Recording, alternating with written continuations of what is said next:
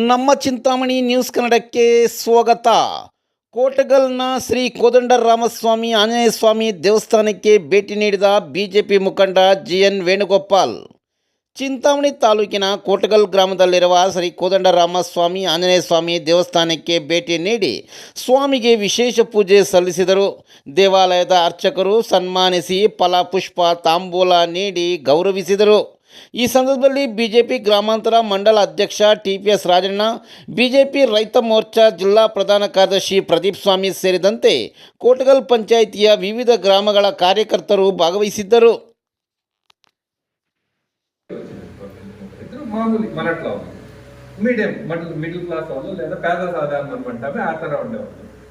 మీకు ఈ స్టేజ్లో కదప మీరు ఉండాల్సిన వాళ్ళు మీకు చాలా శ్రీమంతకు ఉండేట్ల స్థితిలో ఉండాల్సిందే. మీరు దీనికి మీ ఇంటి కింద నిధి ఉంటే మీరు దీన్ని తొక్కి తీసుకుంటే మీరు శ్రీమంతులు అవుతారు, మీ దారిద్ర్యం తీరుతుంది, మీ కష్టాలు తీరుతాయి. సరే, ఇద్దరు తొగకి స్టార్ట్ చేసి ఒక 10 అడిల్లో చిక్కాలి, 10 అడిల్లో చిక్కాలి. చూపించా ఆయన ఇద్దరు ఫ్రెండ్సే కదా, నాకు చిక్కా నేను ఇది తీసుకుంటా, ఈ డైలేదు ఇల్లు ఇంకొక జాగాలో కట్టుకుంటాను అని చెప్పి ఈ రెండవ వైపు ఏం చేశా అంటే 15 అడిలు కొట్టాను. 18 పాయ, 20 పాయ, 24 పాయ నిరాశకు వచ్చేసి వాన్ 10 అడిలోనే చిక్కా. నేను 24 అడిలకు పోయినా కూడా చిక్కలేదు. కానీ వస్తుస్థితి ఏమి అంటే ఇంకొక అడి కొట్టిందంటే ఈ మొదలు చిక్కిందే వానికన్నా డబల్, దానికన్నా డబల్ స్థితి చిక్కాల్సింది. అట్లా మనం ఒక పక్షంలో పనిచేస్తా, విచారణ పనిచేస్తా పోతే ఇప్పుడు ఏదేముందో ఇంతే, దానికి ఇప్పుడు ఈ కథకి సంబంధం రెండు ఇంతే. దీనికి ఉండేంటే మనం ఒక్కటిగా పని చేస్తాము, ఫలాఫలము భగవంతుని తెచ్చి పెడతాము, జనాలకు మంచి పని చేస్తాము. మనమేం మన దుడ్లు ఎత్తుకొచ్చి ఇచ్చి చేయడానికి మనతో ఉండే దాంట్లో చేస్తాం, అది వేరే యథాశక్తి అంతే.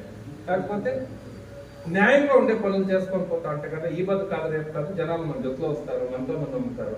వచ్చిండే వాళ్ళతో ఉడిపెట్టుకోవాలా, మనము మన చెయ్యి నోరు కూడా శుద్ధంగా చేసుకుని విచారణకి పైదానికి మీరందరూ సహకారం ఇవ్వాలా, అన్న జొత్తులో చేయి జోడించాలా, పక్షం జొత్తులో ఉండాలి అందరూ అని చెప్పండి. మంచి విచారం కోసం ఉండండి. చెడ్డది ఉంటే వద్దు, ఎవరైనా కానీ వద్దు అని చెప్పారు. మంచి దానికి పోదామని చెప్పాను. మీ అందరికీ మనవి చేస్తా.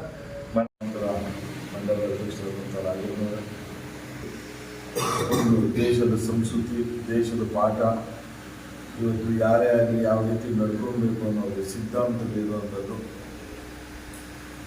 RSS, ವಿಶ್ವ ಹಿಂದೂ ಪರಿಷತ್ತು, ಬಜರಂಗ ದಳ, 149 ಸಂಸ್ಥೆಗಳನ್ನು ಒಟ್ಟುಗೂಡಿ BJP ಪಕ್ಷವನ್ನು ನಿರ್ಮಾಣ ಮಾಡಿರುತ್ತದೆ.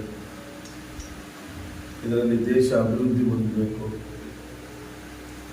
ಈ ದೇಶ ಯುವಕರ ದೇಶ ಆಗಬೇಕು, ರೈತರ ದೇಶ ಆಗಬೇಕು, ರೈತನ ಅಭಿವೃದ್ಧಿ ಹೊಂದಬೇಕು. ಹುಟ್ಟೋ ಮಗುವಿನಿಂದ ಸಾಯೋ ತನಕ 80 ವರ್ಷ ವೃದ್ಧಾಪ್ಯ ತನಕ ಅವನು ಜೀವನ ನನ್ನಂತ ಬಾಳಬೇಕು.